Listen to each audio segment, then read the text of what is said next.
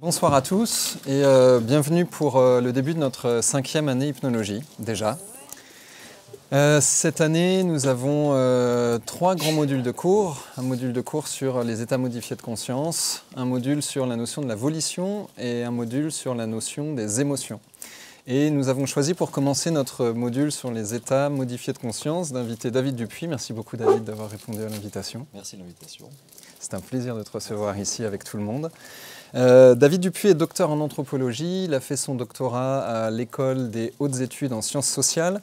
Il est maintenant postdoctorant à l'université de Durham sur laquelle il travaille avec une équipe qui s'appelle Hearing the Voice, qui s'intéresse aux interactions entre hallucination et culture.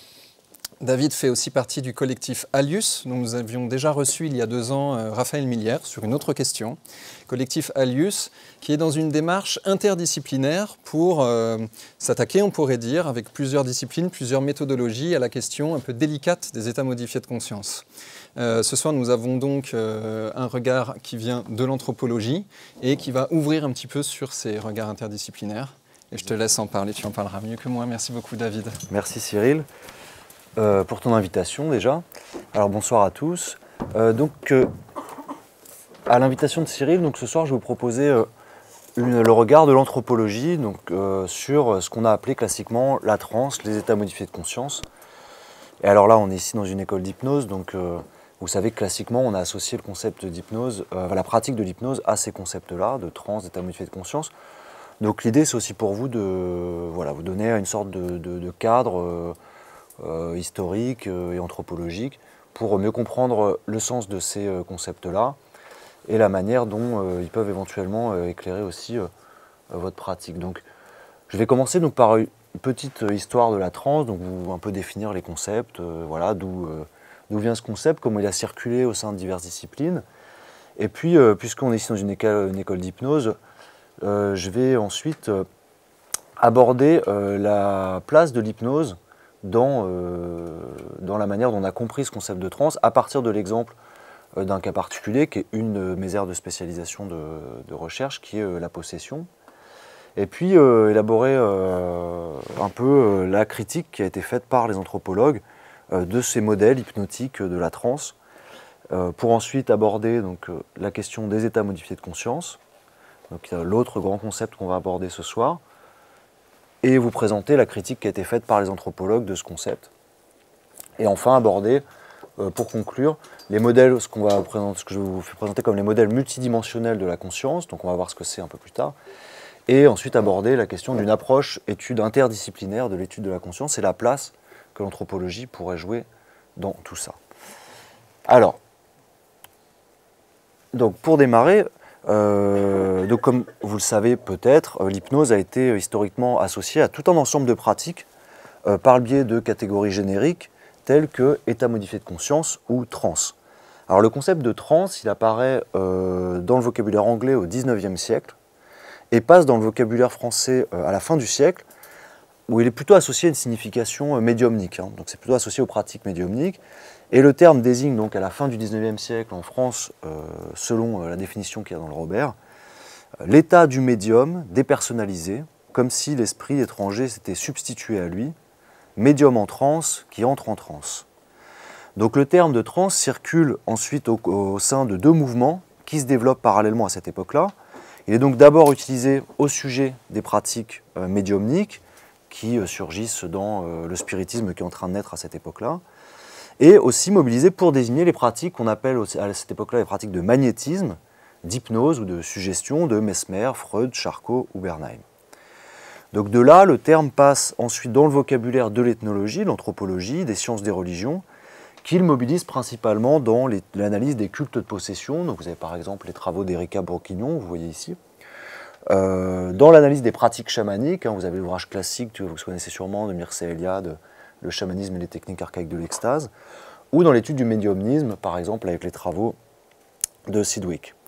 Donc très tôt, ce qui est intéressant par rapport à l'hypnose, c'est que l'étude expérimentale de l'hypnose est perçue comme susceptible de contribuer à une approche naturaliste, scientifique, de phénomènes médiumniques et de transe qui étaient observés par les ethnologues dans des pays exotiques, comme des cultes à possession ou des pratiques chamaniques. Donc au cours de cette période, les termes d'hypnose et de transe sont en fait assez interchangeables, à tel point qu'il est souvent assez difficile de saisir de l'état hypnotique, de la suggestion ou de la transe, qu'est-ce qui constitue l'espèce ou le genre. Donc il y a une sorte de porosité sémantique comme ça, qui se révèle notamment dans les travaux des auteurs qui mobilisent le modèle de l'état hypnotique afin d'éclairer certaines transes qu'on appelle transes institutionnalisées, qui sont institutionnelles dans certaines cultures, comme les cultes de possession. Alors l'approche du phénomène hypnotique et de celle de ces transes institutionnalisées se fait à cette époque-là au prisme des théories psychologiques dominantes qui sont fortement influencées par la psychanalyse. Donc là on est dans les travaux dans les années 30, dans les années 50, les travaux de Rodriguez, de Brennan, etc. Donc il y a cette influence de la psychanalyse.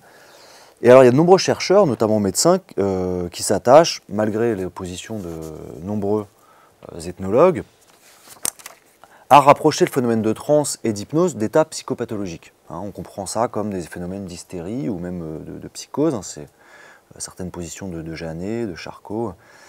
Mais d'autres affirment qu'ils relèvent d'un état non pathologique, que certains d'entre eux comprennent à la lumière de l'état d'hypnose. L'approche psychanalytique de l'hypnose propose de voir, pour ceux qui ne connaissent pas, propose de voir dans ce phénomène énigmatique un cas particulier de processus régressif qui serait conditionné par l'établissement d'une relation archaïque avec l'hypnotiseur qui conduit l'hypnotiseur à prendre la place du surmoi du sujet. Donc certains ethnographes qui travaillent sur les cultes à possession partout dans le monde s'inspirent de cette approche et croient remarquer dans la psychologie populaire qui porte sur les phénomènes de possession des processus identiques. Donc vous avez notamment les travaux de Sheila Walker, qui a travaillé sur le vaudou en Haïti. Et pour elle, on voit donc dans les pratiques du vaudou haïtien une partie des composantes de la personne possédée, qui s'appelle alors localement le gros bon ange, s'effacer pour laisser la divinité, le Loa, prendre place et, à l'image de l'hypnotiseur, s'installer aux commandes de la personne. Donc Sheila Walker en déduit avec d'autres qu'une relation analogue à la relation hypnotique est au fondement des cultes à possession africains et afro-américains. La similarité supposée des états d'hypnose et de possession a ainsi conduit de nombreux auteurs à développer tout au long du XXe siècle l'hypothèse que la possession rituelle reposait sur des manipulations de type hypnotique. Alors, vu qu'on va pas mal parler de possession ce soir, je voulais vous montrer 3 petites séquences de possession dans différentes régions, en Italie, au Maroc et au Niger, pour qu'on explore ensemble, qu'on explore un peu ensemble ces hypothèses et la manière dont on a associé l'hypnose à la transe de possession. Vous voyez ici en bas à gauche, donc la possédée.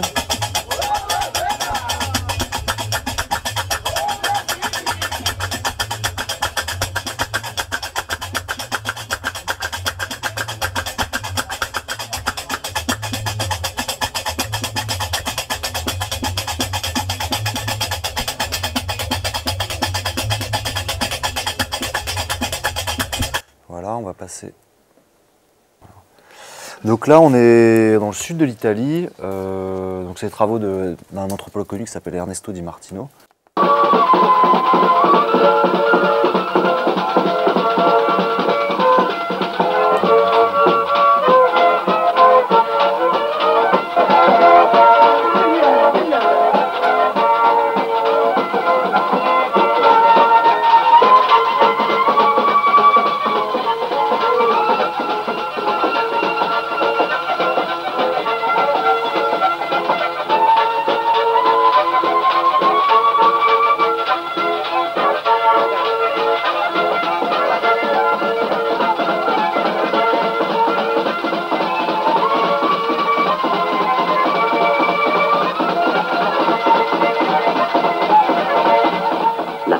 Si fa ragno, diventa il...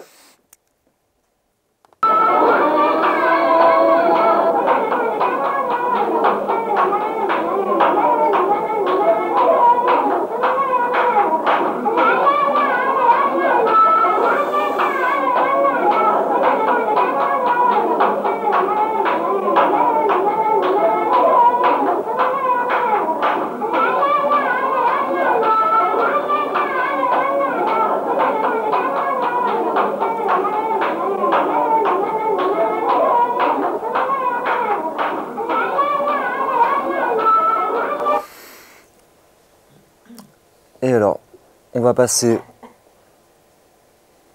au Niger pour la dernière séquence. Donc ça, c'est un film de Jean Rouch, un anthropologue que vous connaissez peut-être pour ses films, qui est assez connu pour les films qu'il a fait sur la possession et sur l'Afrique en général.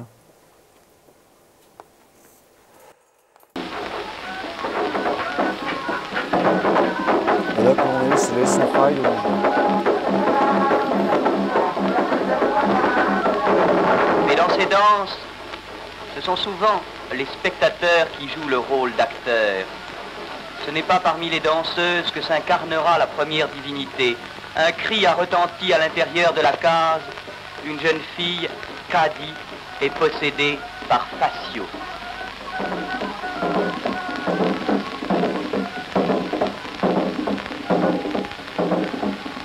Et voici Facio, car ce n'est plus Kadi qui est là devant nous. C'est Facio, le génie lui-même, qui sort à reculons et à genoux, car Facio est un génie captif et il est paralytique. À genoux, il danse devant l'orchestre.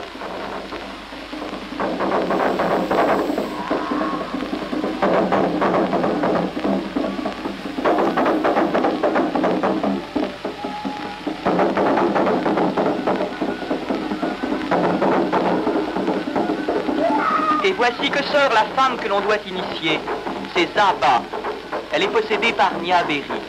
Mais comme pendant les 7 jours, personne ne doit la voir, on lui a recouvert la tête d'un voile blanc. Et elle-même ne doit voir personne, c'est pour cela qu'elle a les yeux fermés. Niaberi, qui possède Zaba, est la mère de Facio, qui possède Kadi. Aussi tout à l'heure, nous verrons Facio se précipiter sur sa mère pour lui téter les seins. Et maintenant, Facio et Niaberi, à genoux, dansent devant l'orchestre.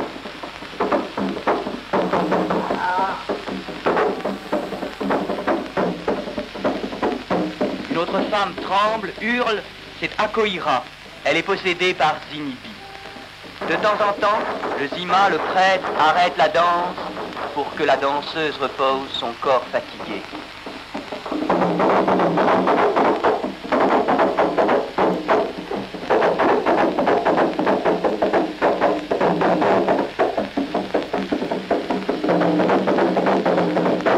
Voici ces 3 génies devant l'orchestre.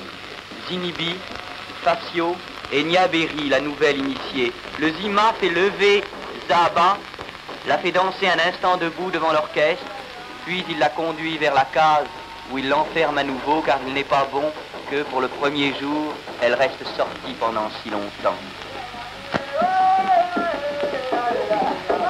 Une petite fille tombe sur le sol en hurlant. Elle est possédée par Singilingi. Singilingi, le génie coquet. Et voici Singilingi qui danse en pleurant devant l'orchestre.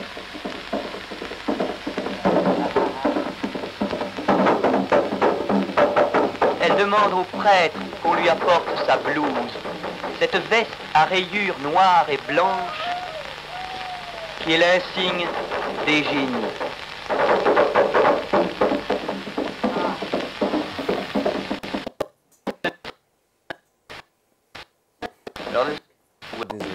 Elle a toujours la tête recouverte d'un voile blanc et maintenant elle va recevoir ses premières leçons de danse. C'est Sipti, une femme déjà initiée qui va lui montrer pied à pied les mouvements de cette danse que l'on appelle le Windy, le tour de la concession. Lorsque Zaba a compris ces mouvements, Sipti marche devant elle et Zaba va essayer de poser ses pieds exactement là où Sipti a mis les siens.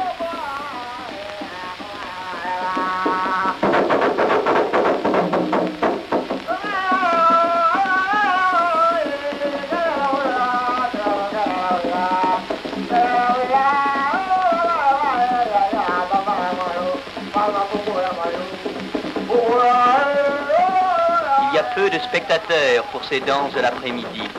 Quelques enfants, les prêtres aussi, qui sont venus pour surveiller ces leçons de danse, le Zima Tiake.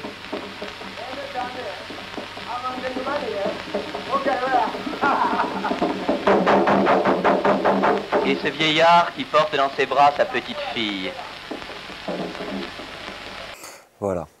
Alors, qu'est-ce que vous avez pu remarquer de commun dans ces trois séquences-là? Ouais, oui. La musique, ouais. Le mouvement corporel, Ouais, la vibration. ouais. Donc, bon, c'est vrai que j'ai pas précisé, mais donc la possession, c'est cette structure un peu, on va dire, représentation un peu universelle autour du fait qu'il y aura l'idée que le corps, le sujet, puisse être envahi par un sujet habituellement invisible et spirituel, etc. Et donc ça se traduit souvent par effectivement des troubles du contrôle moteur, donc on voit des gens qui ont l'air de ne plus pouvoir posséder leur propre corps. Et effectivement, il y a le rôle de la musique, qu'on retrouve dans les trois situations. Et en fait, c'est notamment sur cette observation-là, du lien entre la musique et les comportements des possédés, que beaucoup d'anthropologues se sont appuyés pour fonder cette sorte d'approche hypnotique, de mobilisation du modèle hypnotique dans l'intelligence de la possession. Comme vous avez vu, on remarque qu'il y a une capacité des chefs de culte à contrôler, dans les limites définies par le dispositif, l'intensité du phénomène de la possession, la forme qu'il va prendre, etc. Et d'ailleurs, vous avez vu, il y a comme un apprentissage, c'était l'intérêt de la dernière séquence, c'est qu'en fait, on apprend à être possédé, on n'est pas possédé n'importe comment, on est possédé par tel esprit a tel comportement, et voilà. Donc, même si les chefs de culte doivent respecter une structure définie, ils peuvent quand même, avec la musique, etc., définir le rythme qui leur convient en calmant ou en amplifiant l'intensité de la possession. Donc c'est ces observations-là qu'ont conduit, par exemple, Georges Lapassade, anthropologue, à affirmer au sujet du rite de la possession gnawa au Maroc, que dans ce type de culte, l'officiant, pour le citer, agit comme un hypnotiseur. Mais alors l'induction hypnotique n'est pas ici entendue juste comme le fait du chef de cérémonie, mais serait l'ensemble du rite, donc également la musique, la danse, les chants, qu'il faudrait considérer comme un dispositif hypnotiseur. Alors c'est notamment le rôle privilégié de la musique qui a été souligné par ces travaux, ces anthropologues qui ont essayé de comprendre le phénomène de possession à partir du modèle de l'hypnose. Donc par exemple pour Rodriguez, qui écrit en 1935, c'est le battement monotone des tambours qui aurait dans le candomblé de Bahia, qui est un culte de possession brésilien, un effet équivalent à celui des procédés utilisés dans l'hypnose. Di Martino, qui a travaillé sur la possession en Italie, donc vous avez vu la vidéo en noir et blanc tout à l'heure, décrit, lui, la relation entre les violonistes, vous avez vu, et la tarentulée, donc celle qui est supposée être possédée par la tarentule, comme un rapport entre hypnotiseur et hypnotisé. Alors certains auteurs vont plus loin en affirmant, comme Lapassade, que les traits de comportement et le caractère attribué dans une culture donnée aux divinités d'un culte fournissent des suggestions psychologiques et rituelles qui déterminent les attitudes des possédés.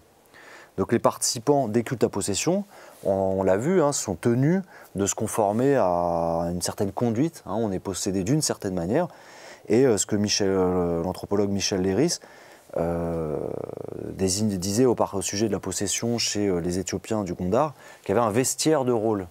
Donc il y a plusieurs types d'esprits et il y a comme un vestiaire et on va habiter un peu comme au théâtre, on va habiter des rôles. Donc ces rôles sont parfois très précisément définis, comme je ne sais pas si vous avez vu Les Maîtres Fous, le film assez célèbre de Jean Rouch, où il y a des scènes on voit bien que quand les gens sont possédés, c'est très très défini dans le rôle qui est attribué au personnage. Donc en gros, il y a l'idée que vraiment là, c'est le dispositif culturel lui-même qui est pensé comme un dispositif hypnotiseur, avec le modèle de la suggestion qui permet de penser la nature de la relation entre des prescriptions sociales et des comportements d'individus. Donc alors, bien que ces modèles, comme je vous l'avais dit rapidement au début, s'enracinent plutôt dans des modèles, dans une approche psychanalytique au départ, les auteurs, en fait, quand on essaie de creuser comment ils expliquent les ressorts qui conditionnent l'efficacité de ces manipulations supposément hypnotiques, ils vont plutôt mobiliser les théories de l'apprentissage de type behavioriste, donc les travaux de Watson, Pavlov, etc. Et notamment la modélisation pavlovienne du réflexe conditionné, vous connaissez, j'imagine, tous. Voilà.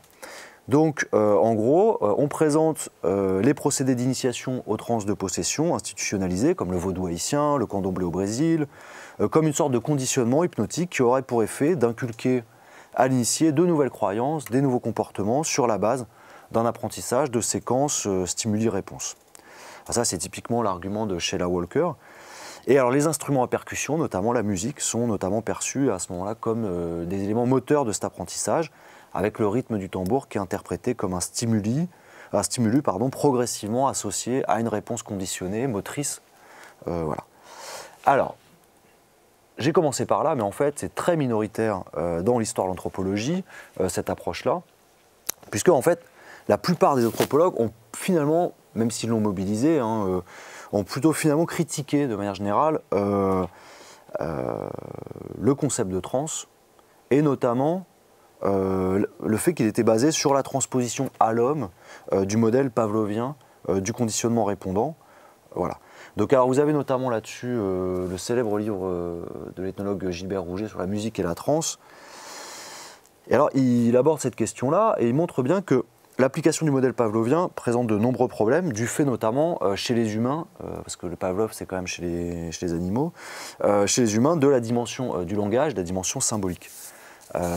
Donc Rouget s'est opposé dans son ouvrage qui est publié en 80 à l'interprétation de l'apprentissage de la possession en termes de conditionnement hypnotique. Parce que, en gros, ce qu'il souligne, c'est que la relation entre le rythme des tambours et le déclenchement des transes de possession ne suffit pas à justifier une approche pavlovienne.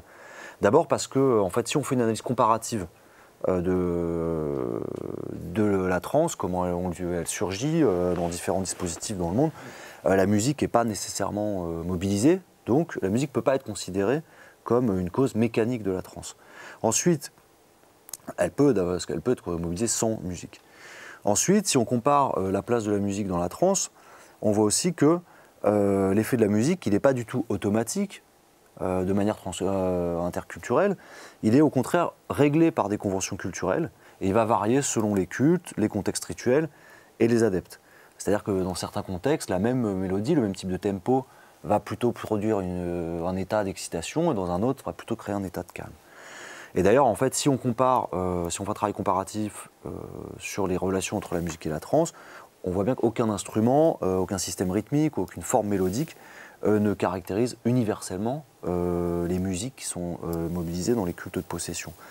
Donc Rouget, il montre bien que la musique de la transe fonctionne en fait pas comme un stimulus déclencheur au sens pavlovien, mais plutôt comme un signe dont les effets sont pris dans des contextes symboliques propres à une culture donnée, à l'apprentissage, aux interactions rituelles et aux spécificités aussi évidemment individuelles de l'auditeur. Donc la relation entre la musique et la transe est trop complexe et indirecte pour pouvoir être réduite à des mécanismes de conditionnement analogues à celui mis en lumière par les travaux des behavioristes. Donc si la musique, comme je vous disais, est considérée comme le trait le plus saillant de ce conditionnement, du conditionnement hypnotique de la transe, en fait c'est comme je vous le disais plus tôt, bien souvent dans les travaux précédents, la culture elle-même qui était pensée comme une sorte de dispositif hypnotiseur. Alors dans cette perspective, le lien entre la musique et la transe manifeste un conditionnement plus général qui est le conditionnement culturel des individus.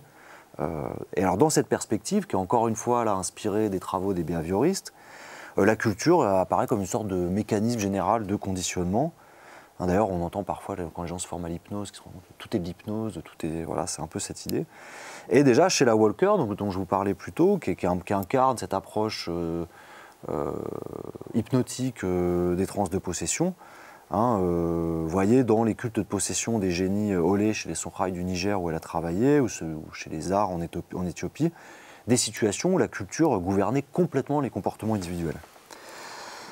Alors évidemment, l'importation des théories de l'apprentissage behavioriste à ce type d'échelle est très problématique. D'abord parce que ça nie, et ça les anthropologues l'ont bien souligné, ça nie le dynamisme actif qui est constitutif de toute transmission culturelle et qui a été bien mis en évidence par les travaux de certains auteurs du mouvement culturaliste américain comme Linton ou Gardiner. C'est-à-dire que l'individu incorpore la culture, évidemment on est tous socialisés, mais on l'incorpore sur une base sélective et en y réagissant en fonction de divers facteurs et chacun en fait crée des formules diverses et participe d'ailleurs de ce fait au changement culturel. Plus profondément, on doit bien remarquer que le lien établi entre hypnose et transe institutionnalisé par ces auteurs a rarement dépassé l'analogie.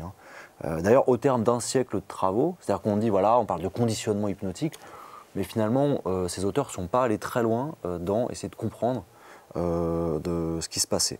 Et finalement, Georges Lapassade, qui est un anthropologue qui a beaucoup travaillé sur ces questions de trans et d'état modifié de conscience, après un siècle de travaux justement sur trans et hypnose, pose une question tout à fait pertinente que je cite. « Certains auteurs utilisent la connaissance qu'ils ont des effets produits par l'hypnose pour tenter d'expliquer les états de transe. Mais l'analogie relative des états autorise-t-elle le raisonnement causal ?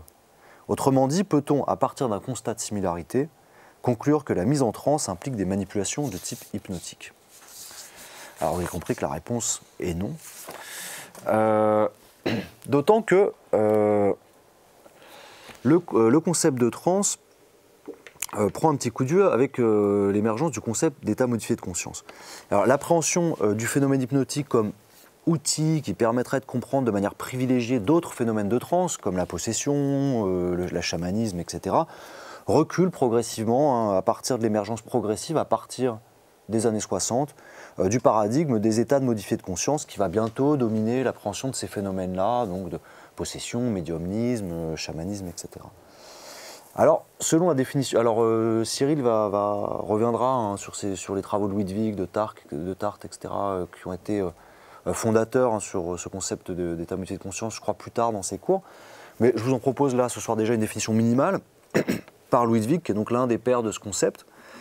Donc, Ludwig place sous cette étiquette état modifié de conscience, donc là je le cite, dans son ouvrage de 66, qui est un ouvrage fondateur, tout état mental induit par différents agents ou procédures d'ordre physiologique, psychologique ou pharmacologique, qui peut être subjectivement reconnu par l'individu lui-même ou par un observateur objectif étudiant cet individu, comme représentant, et là c'est là que ça devient important, une déviation suffisante de l'expérience subjective ou du fonctionnement psychologique par rapport aux normes générales qui prévalent pour cet individu dans un état de conscience alerte et éveillé. Donc, voilà. Donc dans cette perspective, vous voyez que l'hypnose perd tout privilège explicatif et ça devient l'une des variantes possibles de l'état modifié de conscience au même titre que le rêve ou les expériences psychotropes. Donc à partir de cette période, les travaux qui présentent l'hypnose comme un modèle à même d'éclairer d'autres formes de transe ou d'état modifié de conscience se font en fait de plus en plus rares et isolés au sein de la communauté scientifique. Alors au cours des dernières décennies, il y a quand même un certain nombre de travaux anthropologiques qui ont tenté d'identifier le trait psychologique commun des expériences qui se trouvent au cœur de ces états modifiés de conscience, tels que la possession, le médiumnisme ou le chamanisme. Alors, il y a plusieurs candidats qui ont été proposés, l'autosuggestion par Anne Taves, l'absorption par Tania Lohrmann dans ses travaux sur la rencontre avec le divin dans les pratiques évangéliques, les variations émotionnelles, l'imagination par exemple dans le papier de Richard Noll, la dissociation, etc. Alors, parmi ces propositions récentes, on va chercher donc encore une fois le trait qui permet de comprendre cette variation de la conscience qui serait à l'origine donc de ce que par exemple Anne Taves appelle les expériences anomales, donc qui impliquerait toutes ces expériences de médiumnisme, de chamanisme, de possession. Alors Anne Taves a proposé de renouer avec l'approche hypnotique en proposant une nouvelle approche hypnotique de la transe des états modifiés de conscience. Alors elle a repris en fait le cas assez ancien de la médium Leonora Piper qui avait déjà été étudié par Sidgwick, qui lui-même avait mobilisé le modèle de l'hypnose pour comprendre le médiumnisme au tout début du XXe siècle. Et alors Anne Taves écrit ce papier donc en 2006, vous voyez, 100 ans plus tard, et elle mobilise une approche plutôt socio-cognitive de l'hypnose, par exemple dans les travaux de la lignée des travaux d'Oakley. Et elle propose de voir dans l'induction hypnotique d'expériences involontaires, donc vous savez, les troubles du contrôle moteur, le trouble de l'agentivité, une clé de compréhension privilégiée de la possession, du médiumnisme, et d'autres phénomènes qui occupent une place centrale dans les religions, comme la possession ou le chamanisme.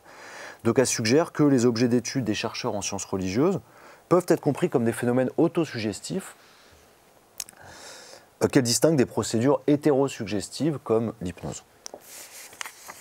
Bon, toutefois, la plupart des anthropologues et des chercheurs en sciences sociales ont critiqué le concept d'état modifié de conscience, qu'ils ont souvent désigné comme une notion pseudo-scientifique, manquant de précision, de pertinence, dans les contextes culturels qu'on étudiait, hein, et aussi de pouvoir explicatif. Donc, en anthropologie française, il y a notamment 2 articles qui peuvent être intéressants pour vous de consulter pour ceux qui veulent approfondir cette question-là.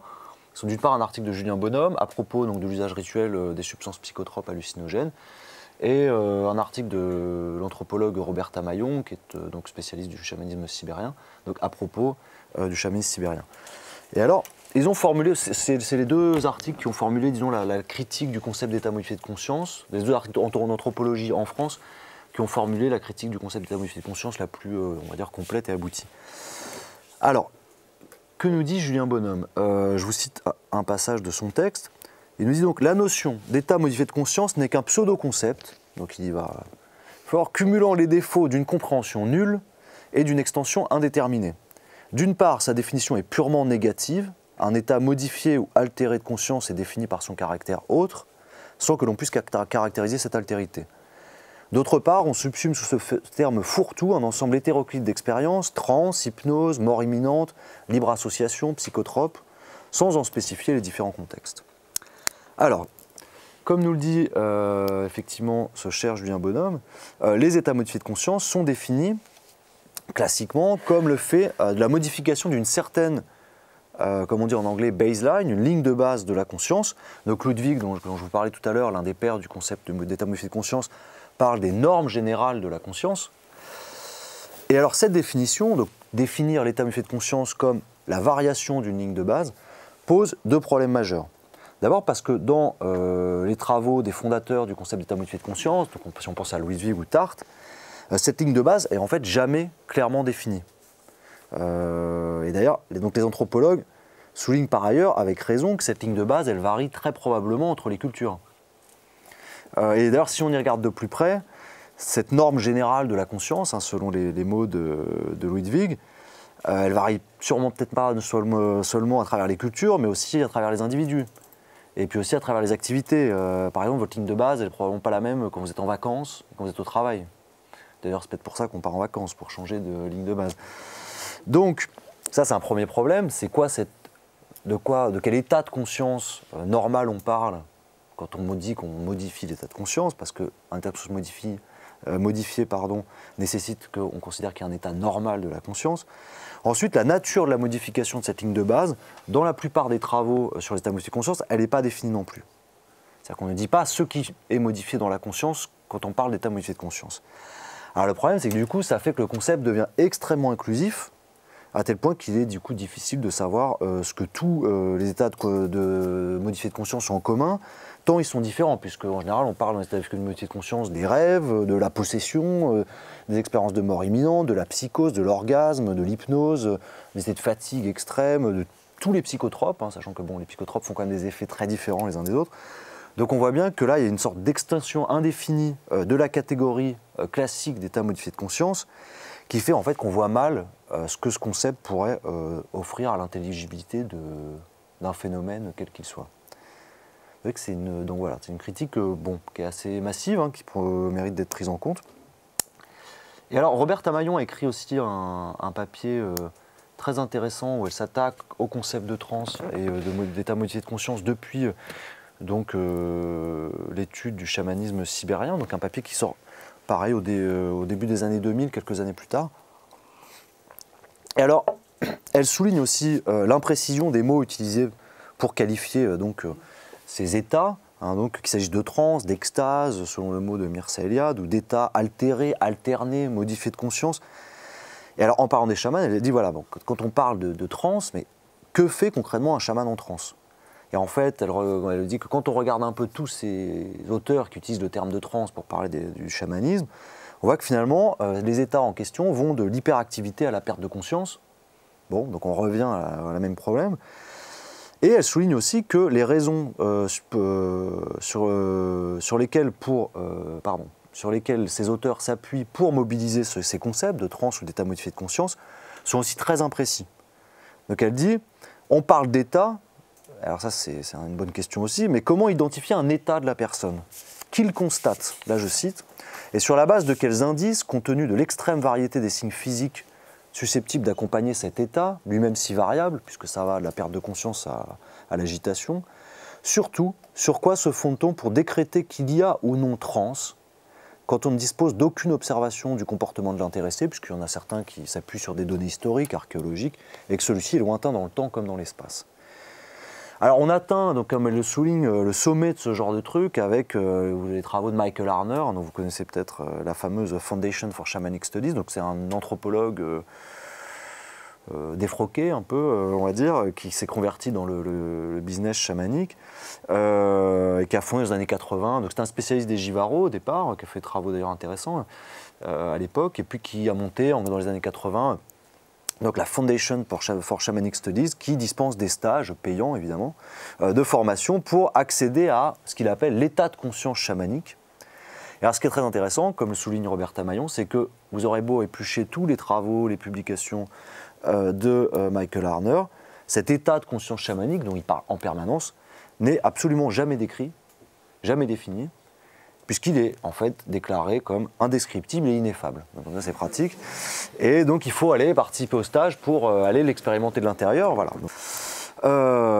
Enfin, Roberta Maillon souligne que qualifier l'état du chaman, et ça c'est aussi quelque chose d'important, c'est qualifier la pratique chamanique à partir de le vocabulaire des états de conscience, c'est une préoccupation qui est totalement étrangère au peuple, on va dire traditionnel, qui accorde une place centrale au chamanisme.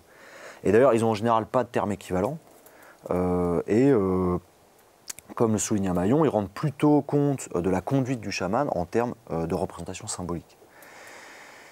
Et en fait, ce qui est frappant dans l'approche en termes d'état modifié de conscience, c'est qu'elle exclut toute dimension culturelle. Et d'ailleurs, c'est, comme le souligne Maillon, délibéré de la part de Michael Harner et de membres de sa fondation qui vendent le fait d'accéder justement à l'état de conscience chamanique comme un truc indépendant de la culture, puisque c'est une faculté naturelle, universelle, etc. Donc on pourrait s'interroger aussi, comme nous y invite Roberta Maillon, sur les présupposés idéologiques et épistémologiques de l'approche de ces phénomènes de chamanisme, de possession en termes d'état modifié de conscience. Alors, selon elle, donc, cette approche est tirée, là je la cite, d'une compréhension littérale des recherches neurocognitives sur les liens entre état physique et état mentaux, liens dont évidemment nul ne nie l'existence, mais dont ici on induit de ces recherches des suppositions extrêmement simplistes et réductionnistes qui ramènent les liens entre états mentaux et état physique, qui sont avérés mais extrêmement complexes, à une forme d'identité systématique. Fin de citation. Alors, donc vous voyez que la critique est assez sévère. Alors, est-ce qu'on en a fini pour autant avec les états modifiés de conscience? Mais il semble que non, puisque il y a de nouveaux et nombreux travaux qui ont émergé récemment et qui s'appuient sur une approche qui se présente comme multidimensionnelle de la conscience. Donc vous avez par exemple ce papier fondateur de Tim Bain, et notamment Martin Fortier, dans un article de 2017, a bien montré comment ces nouveaux modèles, dits multidimensionnels de la conscience, échappent en bonne partie aux critiques qui avaient été faites dans la dernière moitié du XXe siècle par les anthropologues aux anciens modèles des états modifiés de conscience. Alors pour vous donner une idée d'un peu de c'est quoi ces modèles multidimensionnels de la conscience, donc vous vous souvenez que dans les anciens modèles, il y avait cette idée que voilà, il y a une baseline et il y a une modification de la conscience. On va chercher un variateur de la conscience. Alors on cherche c'est quoi qui varie, l'absorption, etc. Et alors, dans ces nouveaux modèles, c'est beaucoup plus riche et complexe. Et alors, je vous ai pris deux exemples qui illustrent bien ces nouveaux modèles. Alors, le premier, c'est les travaux, donc ça va être sur les travaux de Studerus et Vollenweider, donc c'est un papier de 2010. Et en fait, ils ont isolé, à partir d'une analyse statistique des expériences psychotropes, donc de la psilocybine, de la kétamine et de la MDMA, ils ont essayé de comprendre, en fait, de faire une phénoménologie, c'est-à-dire de comprendre ce que l'expérience de ces substances modifiait de l'expérience subjective. Alors, ils ont isolé 11 dimensions de la conscience qui étaient modifiées par ces expériences.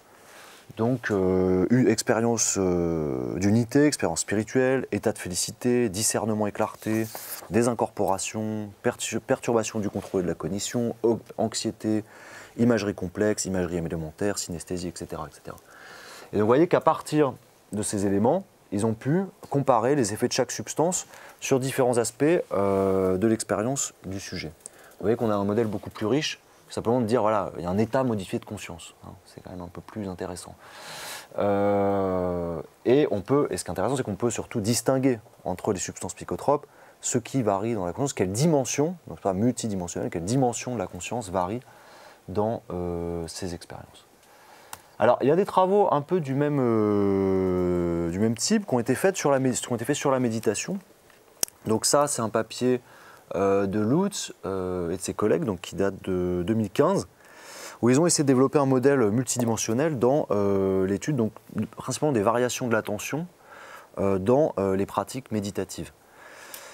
Alors, ils se fondent sur, en gros, 4 paramètres, hein, la métavigilance, l'orientation vers un objet, la dérification, etc., avec 4 paramètres complémentaires, l'ouverture de l'expérience, la clarté de l'expérience, la stabilité de l'expérience, et aussi l'effort investi. Donc là encore, vous voyez qu'on va chercher à identifier des dimensions, diverses dimensions de la conscience qui sont mobilisées par ces pratiques, et un des effets intéressants de cette étude, comme on a pu, dans l'étude précédente, saisir des différences dans les dimensions de l'expérience en fonction des substances qui étaient mobilisées, là, cette étude a pu montrer des différences entre différents états méditatifs, et notamment entre ceux des experts et des novices. Donc on peut arriver vraiment à montrer de manière très fine quelle est la différence entre un novice et un expert, donc un praticien expérimenté, dans la stabilité de l'expérience, dans la clarté de l'expérience quand il médite. Donc vous voyez que c'est des modèles qui sont quand même beaucoup plus intéressants que voilà, dire il y a un état modifié de conscience, ou encore pire, une transe. Donc vous avez compris qu'en gros c'est un terme qui recouvre un peu notre ignorance, hein, c'est un voile pudique qu'on pose sur tout un tas d'états qui étaient assez mystérieux. Alors voilà, donc ce type d'étude c'est assez prometteur parce que finalement on se dit que si on faisait les mêmes choses sur d'autres phénomènes qui historiquement ont été classés comme trans ou état modifié de conscience, par exemple comme l'hypnose ou la possession, on parviendrait progressivement à une cartographie générale des états modifiés de conscience qui serait beaucoup plus fine, beaucoup plus détaillée. Et là, on avancerait vers une connaissance de la conscience. Voilà. Et là, on arrive à une question qui est importante, c'est aussi la place de l'étude de ce qu'on a historiquement appelé état modifié de conscience, ou état altéré de conscience, trans, etc., dans la compréhension de la conscience de manière plus générale. Hein. Et une étude complète de la conscience, évidemment, ne peut pas faire l'économie d'états marginaux, disons, de la conscience, qu'on n'expérimente pas tous les jours, mais qui peuvent, par exemple, permettre d'identifier certaines saillances, ou certaines dimensions de la conscience qui ne sont pas forcément les plus saillantes dans l'état éveillé habituel. Bon, vu que moi, ce soir, je vous parle depuis le point de vue de l'anthropologie, donc vous avez vu qu'elle a été historiquement assez critique quand même de ces concepts-là. Alors, est-ce que l'anthropologie a un rôle à jouer dans ce projet de cartographie de la conscience? Alors, il y a certains travaux qu'on a évoqués plus tôt. Vous savez, quand je vous montrais voilà, les travaux de Tanya Luhrmann, d'Anne Taves, de Richard Noll, de Rebecca Seligman, des travaux assez récents. Alors, ils ont eu le mérite, plutôt que de rester dans ce truc de dire, voilà, il y a un état modifié de conscience, de chercher à définir la ligne de base de la conscience qui était modifiée par les techniques disons de manière générale, de mise en relation avec le surnaturel ou de trans qui était étudiée. Donc par exemple, Tanya Luhrmann, quand elle a étudié la manière dont les évangélistes construisaient une relation concrète et tangible avec Dieu, c'est-à-dire étaient amenés à rencontrer Dieu, à l'entendre, à le voir, avec Dieu qui leur parlait, avec qui ils pouvaient répondre, donc vraiment à construire une relation personnelle. Elle a beaucoup misé sur l'absorption. Donc vous savez sûrement, pour ceux qui s'intéressent un peu à l'approche scientifique de l'hypnose, que l'absorption a quand même été souvent associée à l'hypnose, même si en fait finalement apparemment, bon, on en reparlera, ça a fait son temps, mais ça a été longtemps identifié comme un des éléments qui permettaient de définir la phénoménologie de l'hypnose. Donc elle a beaucoup misé sur l'absorption pour dire voilà, c'est ça, c'est des variations dans l'absorption qui permettent de parler avec Dieu, etc. Je vous invite à lire ces travaux qui sont absolument passionnants. Mais bon, tous ces travaux-là ont le défaut d'avoir cherché à saisir, si vous voulez, ils sont encore pris dans ce modèle un peu, on va dire, unidimensionnel de la conscience, puisqu'ils cherchaient tous à saisir le mécanisme psychologique déterminant dans voilà, ces états de transe, de possession, dans les pratiques chamaniques, etc. Donc, pour revenir aux transes de possession, dont je voulais un peu que ce soir ce soit le fil rouge pour pas qu'on s'éparpille trop, par exemple, vous avez Ann Taves qui a souligné l'importance du trouble du contrôle moteur, des troubles de l'agentivité, comme je vous disais, dans les transes de possession, alors que Rebecca Seligman, donc une autre anthropologue américaine, a elle vraiment souligné l'importance du phénomène de la dissociation dans les transes de possession. Donc tout ça, c'est probablement qu'ils ne sont pas à côté, mais à mon avis, on doit considérer ces travaux comme une première contribution à une modélisation plus complète du phénomène de la possession qui impliquerait justement plusieurs dimensions. Alors là, Ann Taves, dans son livre Religious Experience Reconsidered, a proposé récemment d'aborder l'expérience religieuse comme composée de dimensions plus ou moins interdépendantes. Donc derrière l'expérience religieuse, pour elle, donc, il y a tous ces phénomènes de possession, de médiumnisme, etc. Et donc elle propose une approche aussi plutôt multidimensionnelle, en proposant donc d'aborder ces phénomènes comme composés de dimensions plus ou moins interdépendantes, donc c'est ce qu'elle appelle la building block approach. Et donc l'expérience de la possession, dans cette perspective, serait à considérer comme le produit, comme émergent d'interactions entre ces différentes dimensions. Alors il faudrait, dans ces cas-là, si on veut vraiment comprendre la phénoménologie de la possession, documenter la dynamique et la cohérence des interactions entre ces différentes dimensions. Alors il y a des avancées partielles qui ont déjà été faites dans ce domaine, qui portent sur différentes dimensions de la possession, une dimension symbolique, interactionnelle, émotionnelle, agentive, volitionnelle, sensorielle, attentionnelle, motrice, etc. Donc l'idée serait donc de articuler toutes ces approches pour construire une modélisation plus globale, multidimensionnelle de la possession. Et à ce titre, l'approche ethnographique reste probablement la plus à même d'offrir une description détaillée, in situ, de la complexité d'un phénomène aussi, aussi complexe que la possession, que vous allez difficilement quand même étudier en laboratoire.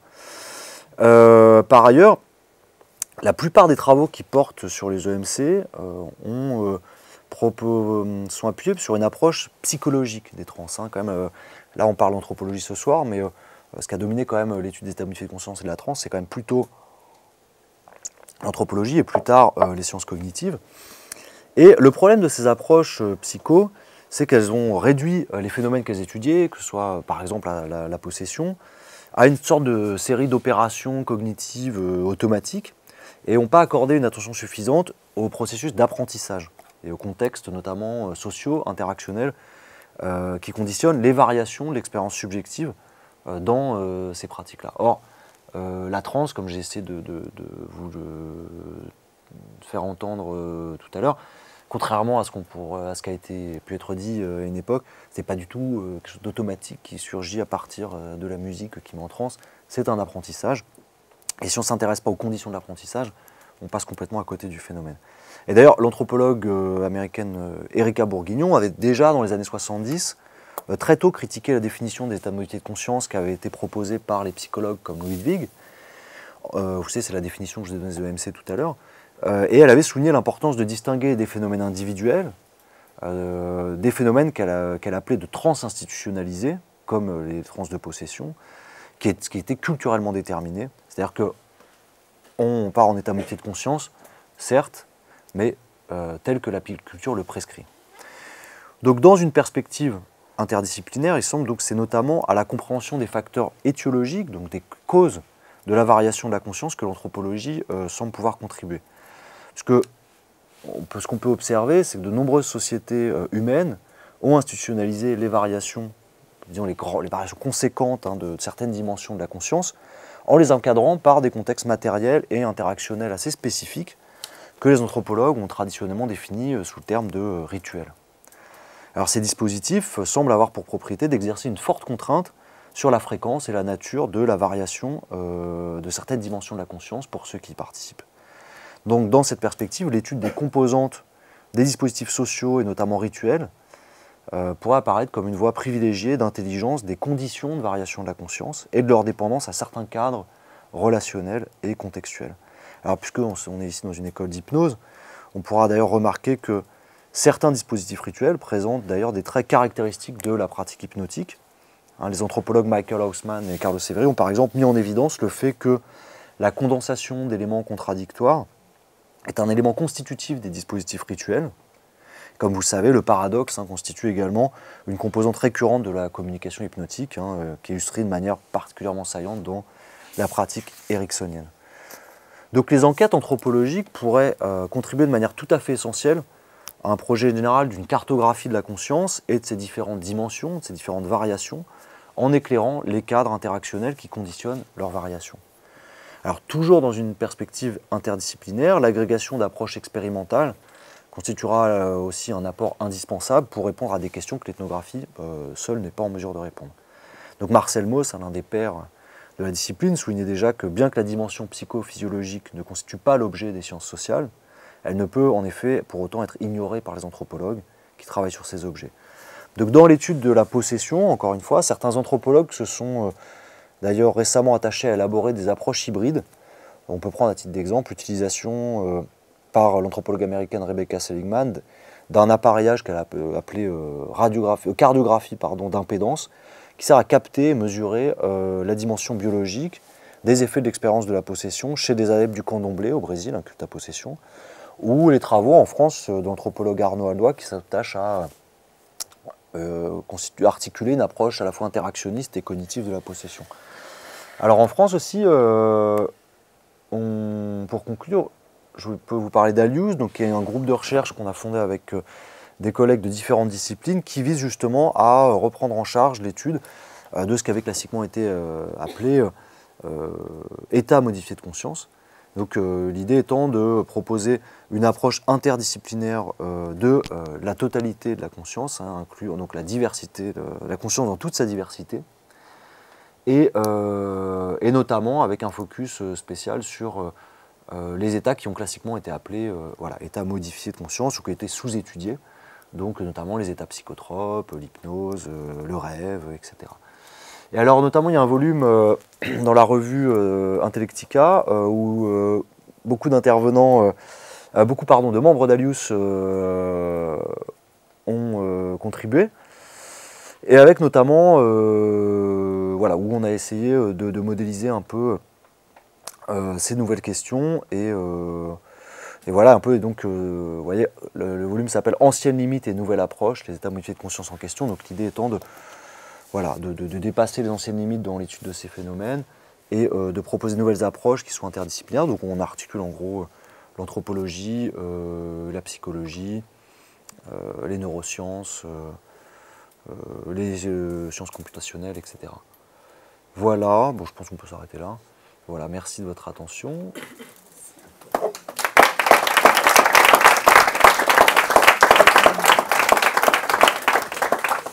Donc pour résumer, on peut prendre à peu près 45 minutes maintenant pour répondre ensemble aux différentes questions sur ce qui a été proposé ce soir. Je vais remettre le menu peut-être. C'est bon pour toi, Virgile? Et on est prêt. Question? Clément? Tu as parlé sur pas mal d'apprentissage qui t'a souvent mis de côté. Je voulais savoir si tu parlais d'un apprentissage uniquement de contenu, par exemple de comment tel esprit se comporte, ou si tu parles aussi d'apprentissage en termes de capacité, par exemple de capacité d'absorption ou de dissociation ou de ce que tu veux, ou les deux. Je pense que c'est les deux, oui. Dans un phénomène comme les cultes à possession, ou même dans la prise de psychotropes, justement, je pense que c'est toujours intéressant effectivement d'introduire cette notion d'apprentissage. Et ça, je pense que c'est quand même un des apports effectivement de l'anthropologie dans cette dimension-là, parce que sans attention à l'apprentissage, on rentre dans un automatisme qui est très loin de la réalité. Parce que même des choses qu'on considère comme les plus automatiques, par exemple prendre une substance psychotrope, on a souvent tendance à penser comme ça, naïvement, parce on baigne tous dans une sorte de théorie populaires comme ça, neuropharmacaux, on pense tous que si on prend une substance, ça fait un effet, voilà, puis ça fait un peu le même effet à tout le monde. Et, bon, en fait, ça on le voit très bien pour notamment les substances hallucinogènes, sur lesquelles je travaille aussi. En fait, il n'y a pas d'effet automatique. Alors évidemment, on ne peut pas dire que ça fait rien, et il y a quand même globalement des effets, mais ce qui est très important aussi, c'est la manière dont on va apprendre à organiser les effets, à repérer certains effets. Et ça, par exemple, vous avez les travaux de Baker sur le cannabis, où il montre même que chez l'usager de cannabis, comme ça, en contexte festif, récréatif, on apprend à repérer certains effets, on apprend à les apprécier, etc. Et c'est pareil dans l'usage ritualisé de certaines substances hallucinogènes, par exemple dans le chamanisme amazonien. C'est pas on prend le truc et puis on voit les esprits. En fait, on apprend à organiser d'une certaine manière. Alors, pour répondre à ta question, d'une part, je pense qu'on apprend à... Il y a un contenu, c'est-à-dire qu'on apprend à interpréter, par exemple, les visions qu'on a avec une substance psychotrope. On apprend à l'interpréter, ok. On apprend à l'organiser.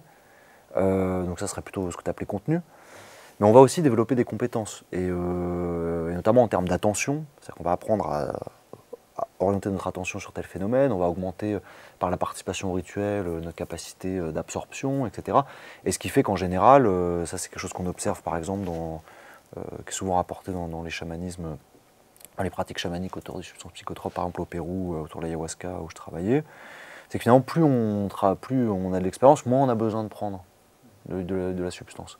Parce qu'en fait, très probablement que la substance psychotrope sert de support d'apprentissage voilà, à des opérations de modification de l'attention, d'éducation de l'attention, de catégorisation des perceptions, etc. Je ne sais pas si ça répond à... Oui, ok. Il y a une question derrière, Alexandre. Ah, c'est pour toi, celui-là.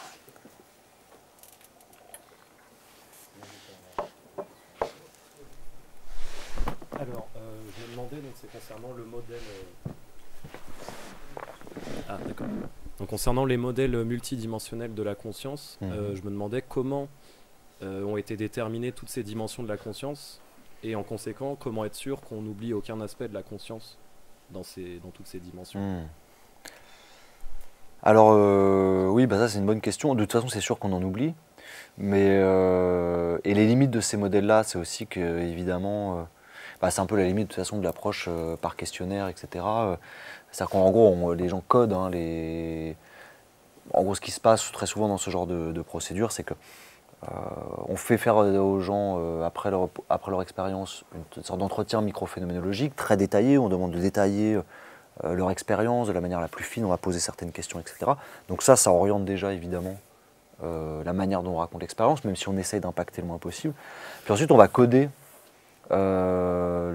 l'entretien de manière à repérer voilà, des saillances, et puis voilà, on va dire, tiens, l'attention varie comme ça, etc. Avec déjà, en fait, on réduit forcément, il y a plein d'entonnoirs, quoi, mais en même temps, on n'a pas le choix, si on veut modéliser, on est obligé de passer par là. Alors après, souvent, en général, s'il y a vraiment des gros trucs qui passent dans aucun entonnoir et qui sont vraiment importants, on finit par les voir. Après, les dimensions de la conscience, de toute façon, il n'y en a pas en soi, c'est des catégories analytiques. Donc, forcément, on en oublie, forcément, on va en créer. Après, ce qui est intéressant avec l'étude des états, on va classiquement appeler états modifiés de conscience, donc, par exemple la méditation, la possession ou les états de psychotropes, c'est que souvent, en fait, on a d'ailleurs appelé ces états modifiés de conscience parce que, très clairement, il y avait quelque chose qui variait de manière très évidente. Donc, comme vous avez vu dans les vidéos tout à l'heure, sur la possession, c'est le contrôle moteur. Vous avez bien vu qu'il y a un truc qui était récurrent, évident. Bon, il y a des mouvements, c'est pas les mouvements que nous on fait là dans la pièce. Voilà, il y a des troubles de l'agentivité, du contrôle moteur. Voilà. Donc, ce qui est intéressant, c'est que si on observe de manière assez attentive l'ensemble, toute la gamme de l'éventail des états modifiés de conscience, ça vient mettre l'accent de manière saillante sur certaines dimensions de la conscience. Voilà, le contrôle moteur, l'agentivité, c'est une dimension assez évidente, mais il y a peut-être des dimensions plus fines qu'on ne voit pas forcément, par exemple sur l'attention dans la méditation. Voilà, donc ça permet d'identifier des saillances qui ne sont pas forcément évidentes, parce que ce n'est pas celles qui sont plus mobilisées ou dans les états de vigile habituels. sais pas si... Oui, à un niveau méthodologique, pour faire dans le global, différents chercheurs qui regardent un peu ces modèles multidimensionnels, qui essayent de nous les proposer, même si on est conscient que c'est qu'un début. Je pense par exemple à Studérus qui a été présenté, Dietrich, Ronald Pekkala, dont on reparlera dans les prochains cours. Ces personnes partent de relevés phénoménologiques. Qu'est-ce qui t'est arrivé? Puis après, on essaye de multiplier avec des panels tests, on essaye de regarder où pourraient être les biais, qu'est-ce qui a été suggéré. Et à partir de ces choses-là, ils proposent des questionnaires. Et là, du coup, on resserre. Et c'est un jeu d'aller-retour entre différentes équipes de recherche, à essayer de regarder au niveau phénoménologique qu'est-ce qui se passe pour un panel d'individus. Heureusement, à cet endroit-là, les anthropologues nous rappellent qu'on a des catégories culturelles qui font que c'est filtré par la culture et par des habitudes culturelles. D'aller chercher certains éléments dans notre expérience subjective et d'en occulter d'autres. Mais on a des allers-retours entre du relevé phénoménologique, on pourrait dire le plus libre possible, même si c'est un peu utopique, et après du questionnaire pour aller creuser et voir comment est-ce qu'on peut objectiver les choses. Donc pour toi qui es dans des questions méthodologiques, voilà un peu les allers-retours qu'on essaye de faire pour voir quelles dimensions pourraient être les plus impliquées.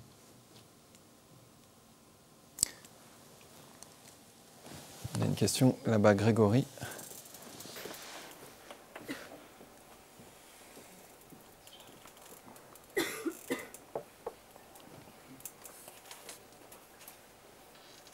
J'aimerais parler du travail de Stanisław Grof justement sur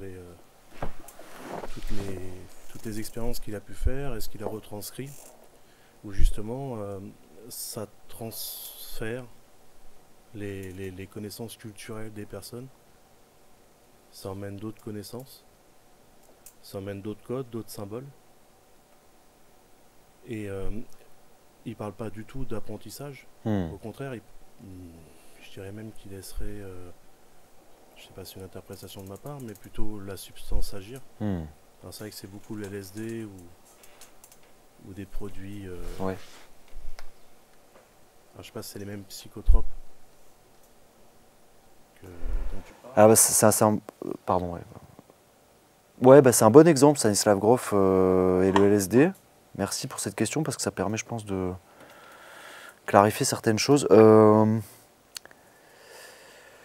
Bah, par exemple, tu vois, donc, pour ceux qui ne connaissent pas, toutes les matrices, donc Stanisław Grof, qui est donc un psychiatre, oui, c'est ça? Ou psychologue, ouais. Psychiatre qui au départ était plutôt d'obédience psychanalytique et qui a lancé les essais, les premiers grands essais cliniques en série en Tchécoslovaquie avec le LSD, avec l'idée d'utilisation psychothérapeutique du LSD, avec l'idée que le LSD pouvait servir de support pour des psychothérapies en produisant des abréactions, des régressions infantiles, des associations verbales, des insights, etc. Et donc qui a beaucoup d'expérience, enfin, voilà, qui a fait un gros travail dans ce domaine-là. Et en fait, il s'est mis au bout d'un moment à produire toute une théorie, donc avec les matrices périnatales, etc., avec l'idée que le LSD ramenait à des stades périnataux, et puis bon, et après le transpersonnel, etc. Bon. Et bah, le problème, c'est que je crois qu'il y a un truc qui n'est pas très clair chez Stanisław Grof, c'est qu'il présente ça comme quelque chose qui surgit, et ensuite qui surgit spontanément dans l'expérience des participants.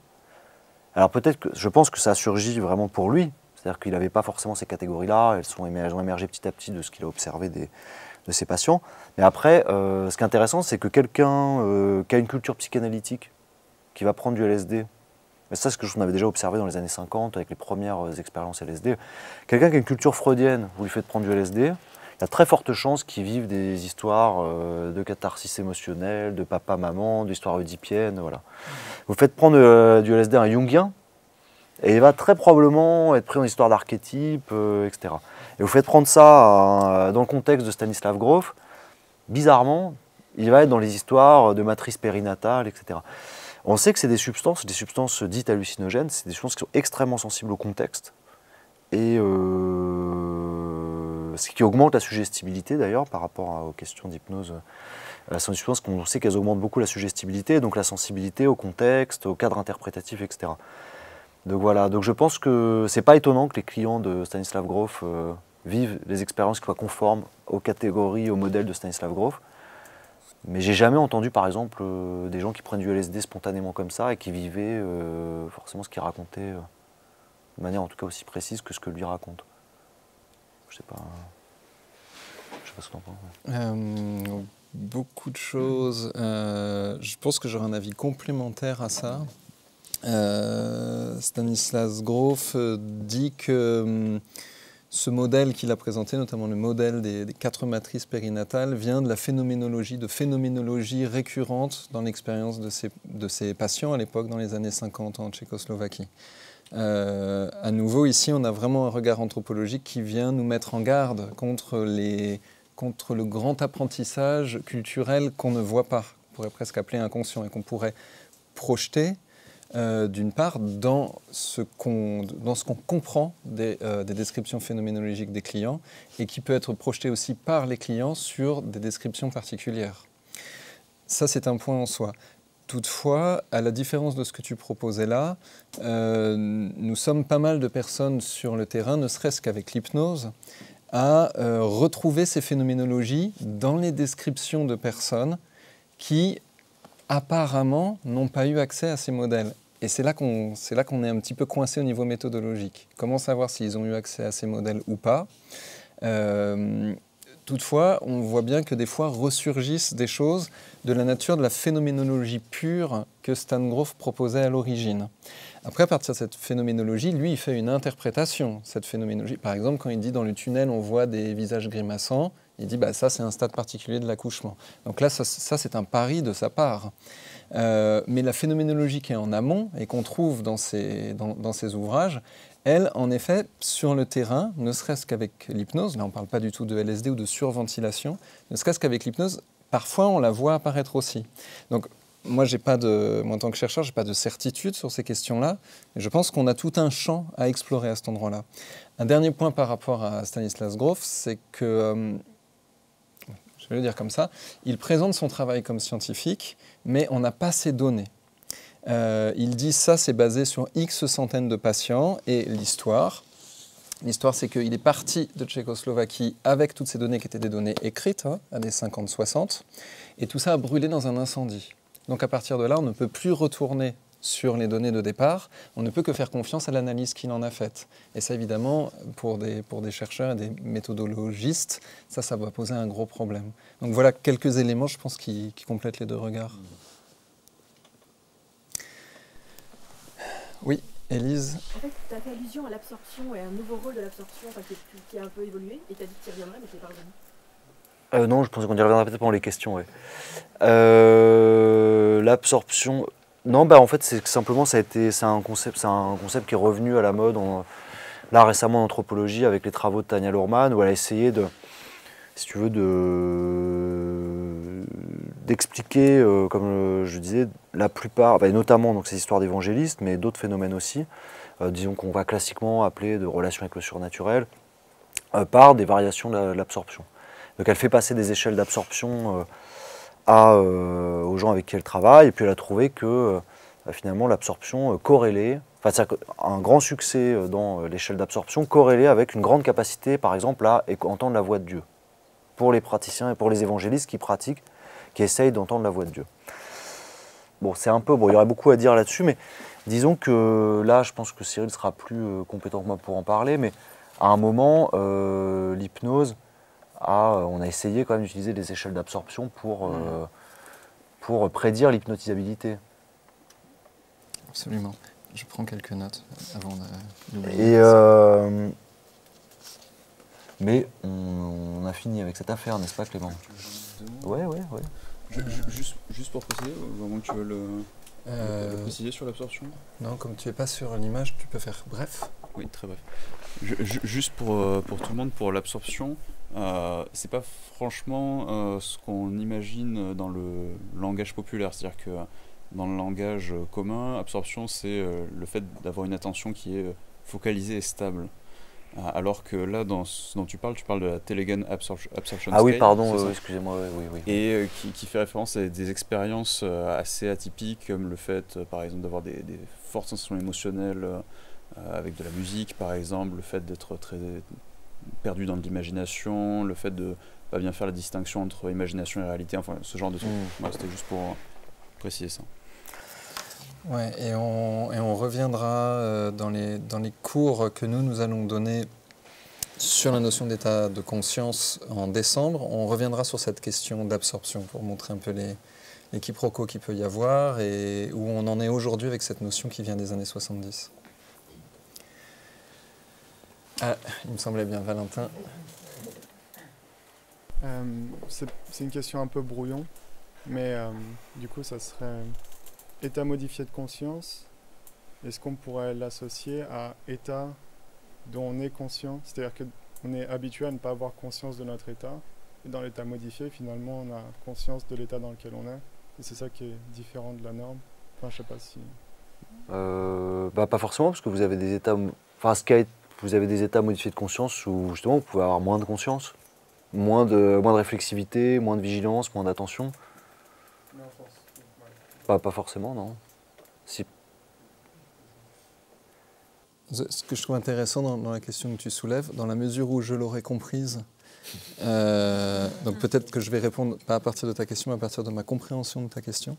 Ce qui est intéressant, c'est que ça nous interroge sur le mot conscience, que d'ailleurs on a beaucoup laissé de côté ce soir, oui, au final. Et c'est bien, je pense que tu attires notre attention dessus, sans trop vouloir jouer avec les concepts. Parce que le mot conscience, en fait, crée du quiproquo. Il n'est pas défini. Donc, quand je dis qu'il n'est pas défini, c'est que si on va sur le dictionnaire français sur le mot conscience, on va avoir plein de significations différentes qui vont renvoyer à des époques différentes et à des cultures différentes. Par exemple, la culture de la psychologie de la fin du 19e et puis la culture des sciences cognitives, aujourd'hui début 21e. Notamment dans ce que tu soulèves avec ta question, il y a le fait qu'un des sens du mot conscience, c'est le mot attention vigilante perçue. J'ai conscience de quelque chose au sens mon attention l'envoie dans mon expérience subjective. Alors, on peut prendre un exemple. C'est un exemple qu'on a pris souvent ici en hypnologie. Avant que je le nomme, nous avions tous perdu conscience du son du souffle du vidéoprojecteur. Et maintenant, nous en avons conscience. La traduction de cette phrase, c'est « Nous n'avions plus d'attention au souffle du vidéoprojecteur et nous y prêtons temporairement attention ». On va vite perdre le fil. Et la réflexivité aussi. Alors, à partir de là, on va avoir l'attention, on va avoir la réflexivité, on va avoir dans la conscience tout ce qui est volitionnel aussi. Et ça ouvre la porte à différents paramètres. Ce qui est intéressant et ce que j'aime bien dans ta question, parce que ça nous amène à des réflexions un peu complexes, c'est qu'il y a l'attention au fait que des paramètres de la conscience bougent. Attention au fait que des paramètres de l'attention bougent. C'est là qu'on va arriver à des questions de métacognition, avoir attention de son attention, apprendre ses mécanismes d'apprentissage, etc. Et puis aussi prêter attention à d'autres paramètres qui seraient en train de se modifier. Et puis, je crois que c'est ce que tu soulevais, il peut aussi y avoir des paramètres dans mes changements d'état de conscience, les paramètres bougent, mais je n'y prête aucune attention. Et ça, du coup, est-ce que c'est un changement d'état de conscience ou pas? Alors évidemment, hein, là, on est en train de jouer avec les concepts, mais ça nous montre que, et c'est ce que tu as soulevé ce soir, hein, dans le terme état modifié de conscience, la notion de conscience était un terme un peu hâtif, utile à l'époque, fin des années 60, mais au final qui aujourd'hui nous pose des problèmes parce qu'on parle de modification de l'état de quelque chose qui n'est pas défini. D'où le besoin de revenir à des modèles multidimensionnels de quoi? De la conscience. On ne sait toujours pas ce que c'est, mais on commence dans les sciences à regarder les différents paramètres qui composeraient cette chose non définie. OK pour toi? C'est magnifique. Plus de questions? Alors, non, on ne va pas faire de petits claps. Non, t'inquiète. Je vais y aller forme d'onde. Donc on va arrêter là pour ce soir. Merci pour votre venue. David, merci beaucoup pour avoir répondu à l'invitation. Merci encore. Notre prochaine conférence dans ce module sur les états modifiés de conscience, ce sera le vendredi 8 novembre. Et je redis bien que c'est un vendredi, puisque d'habitude on a d'autres habitudes. Le vendredi 8 novembre avec Thomas Rabéron, qui est professeur de psychologie clinique, chercheur, docteur en psychologie clinique, qui viendra nous parler des expériences extraordinaires et de leur lien avec les états modifiés de conscience. Voilà, je vous remercie pour votre attention et bonne fin de soirée à tous.